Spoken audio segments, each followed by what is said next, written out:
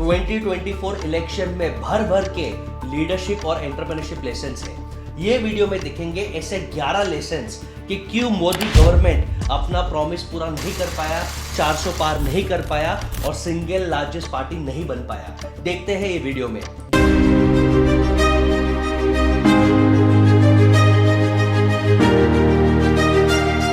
जय श्री राम, जय जिनेंद्र। मैं हूं बसेश गाला, आपका बिजनेस मेंटर कोच। और सबसे इंटरेस्टिंग है कि ये इलेक्शन जो वर्ल्ड का लार्जेस्ट डेमोक्रेसी है, इसमें बहुत सारा कैंपेनिंग हुआ, नेगेटिविटी हुआ, लेकिन अल्टीमेटली ये क्लोज फाइट हुआ। लोगों को लगता था कि ये हलवा है, लेकिन हलवा नहीं, यहाँ पे जलवा हो गया। और there are 11 reasons why Modi government and brand Narendra Modi थोड़ा फेल हुआ।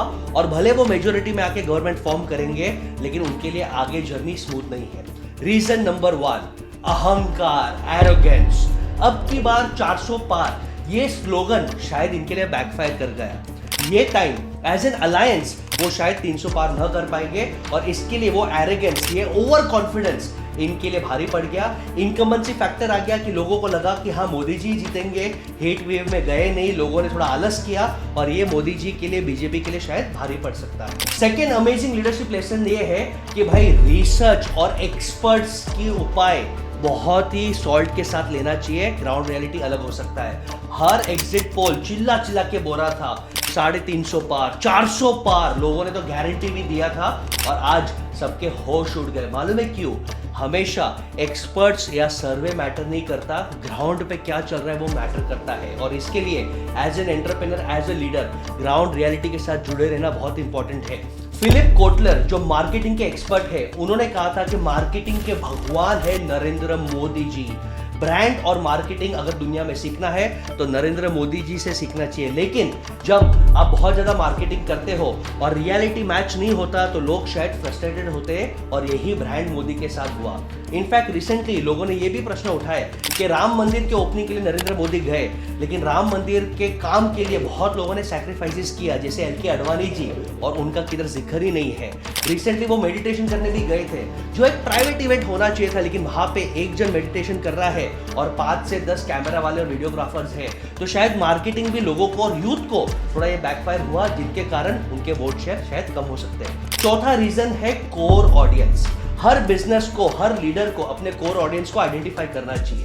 नरेंद्र मोदी ने अपना कोर ऑडियंस बहुत सही से आइडेंटिफाई किया था। उनका कोर ऑडियंस था हिंदू लविंग ऑडियंस। उन्होंने मुस्लिम्स को निग्लेक्ट किया था इन टर्म्स ऑफ मार्केटिंग, लेकिन यहाँ पे भी उन्होंने थोड़े पुअर लोगों को टारगेट किया, क्योंकि उन्हें पता है जो रिच क्लास है, जो ट्रेडर क्लास है, वो ऐसे भी गुजरातीज होते हैं या मारवाड़ीज होते हैं, जैन्स होते हैं, और वो यूजुअली नरेंद्र मोदी को ही वोट करेंगे। लेकिन ये कोर ऑडियंस में भी उनका ऑडियंस हिल गया। कैसे?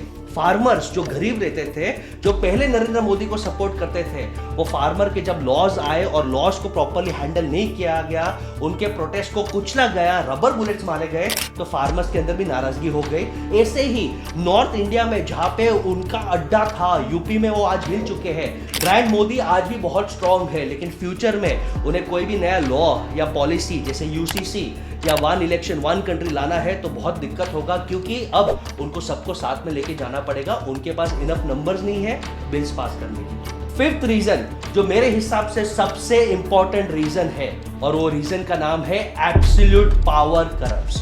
कुछ लोगों ने मोदी जी को अपना भगवान बना दिया, उनसे बहुत प्यार करते हैं। मेरे नजर में भी मोदी जी एक अमेजिंग लीडर है। मुझे लगता है भारत में शायद ही कोई ऐसा बेटा पैदा हुआ रहेगा जिसने भारत देश के लिए इतना कुछ किया है, लेकिन उसे भगवान का दर्जा देना और एब्सोल्यूट पावर देना ये गलत था। यही पावर महाराष्ट्र में दिखा, जहां पे उन्होंने 2 एस्टैब्लिश पार्टीज, शिवसेना और एनसीपी, जो उद्धव ठाकरे और शरद पवार के लीडर थे, उनको तोड़ दिया। और तोड़ने के बाद वो पार्टीज को उन्होंने अटैक किया। लेकिन आज ग्राउंड रियलिटी क्या है कि लोकसभा चुनाव में उद्धव ठाकरे जी और शरद पवार ने इन्हें डिसरप्ट कर दिया, और लोगों ने ये जवाब दे दिया कि एब्सोल्यूट पावर आपको करप्ट करता है, और ये करप्शन, ये अहंकार हमें पसंद नहीं है।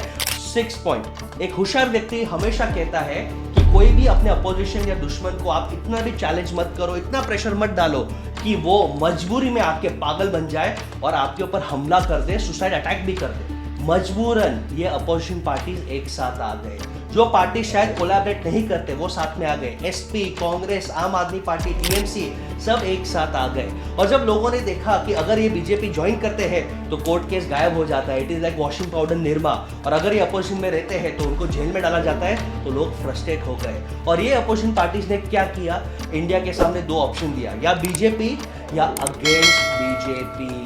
यानी अब जब बीजेपी 2019 में जीता उनको 37% वोट शेयर मिला। आज 2024 में शायद as per analysis 40% vote share मिला है। यानी वोट शेयर 3 परसेंटेज पॉइंट से बड़ा है, लेकिन पहले अपोजिशन ने उनके वोट्स तोड़ दिए थे अगेंस्ट के। अब अगेंस्ट के वोट्स एक हो गए और 40 के सामने 60% भारी पड़ रहा है, और इसके लिए बीजेपी 400 पार नहीं जा पा रहा है। 7th पॉइंट, ये यूथ को, एससी क्लास को, ओबीसी क्लास को सबसे ज्यादा खटक रहा है, और उसका नाम है वेल्थ इनइक्वालिटी। इंडिया में हर इंडस्ट्री में मोनोपोली और डियोपोली हो रहा है। हर जगह अंबानी अडानी को ही अपॉर्चुनिटीज मिल रहा है, और लोगों के अंदर अब एक फ्रस्ट्रेशन आ गया है कि वेल्थ और इंडिया का ग्रोथ क्या कुछ ही कॉर्पोरेट्स के हाथ में है, यूथ के हाथ में क्यों नहीं है।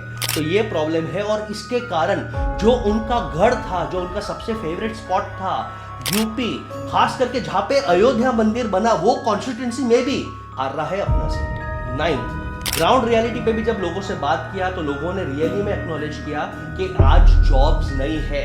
आईआईटी, आईआईएम्स और बड़े बड़े इंस्टीट्यूट्स भी 100% प्लेसमेंट नहीं ला पा रहे हैं, और यूजुअली सोशल मीडिया पे व्हाट अबाउट री करके एक अच्छा इमेज दिखाना, और मणिपुर पे साइलेंस रखा, रियलिटी छुपा के सिर्फ सोशल मीडिया पे एक भड़कावा देके यूथ को एंगेज वो नहीं कर पाए, और थोड़ा यूथ भी उनसे नाराज हो गया। 10th पॉइंट और सबसे इंटरेस्टिंग कि कुछ इंडिविजुअल्स, और खास करके इसमें Dhruv Rathee, international speakers like John Oliver अपने टॉक शो पे खुला मोदी जी को टारगेट कर रहे हैं कि शायद ये तानाशाही है, इनके जो स्पीचेस है उनमें जुमले हैं। और रिसेंटली आप इमेजिन करो, 10 साल में एक भी प्रेस कॉन्फ्रेंस न देख के जब भी वो मीडिया को इंटरव्यू देते हैं तो वो इंटरव्यू इतना काम होता है। इनफैक्ट इंटरनेशनल न्यूज पे तो ये मजाक हो गया कि मोदी जी ने वॉर रुकवा दी पापा, ये मीम हो गया है, और लोगों को अब लग रहा है कि मोदी जी क्या सिर्फ ब्रांडिंग के ही है या रियल ट्रांसफॉर्मेशन लीडर है। और ये क्वेश्चन मार्क के कारण कुछ इंटेलेक्चुअल्स भी मोदी जी से नाराज हो गए और शायद बीजेपी से दूर हो गए। और लास्ट पॉइंट, 11th पॉइंट, ये सबसे इंपॉर्टेंट है, समय। हर कोई इंसान का परमानेंट समय नहीं होता। हर एक इंसान का एक सितारा चमकता है, एक लिमिटेड टाइम होता है। वो लिमिटेड टाइम में अगर आप अच्छे कर्म करते हो, और मोस्ट इंपॉर्टेंटली आप सिस्टम बना के बैकअप क्रिएट करते हो, तो आपका काम होगा। 10 साल में ये एविडेंट था कि पूरा डिसीजन मेकिंग सेंट्रलाइज्ड है।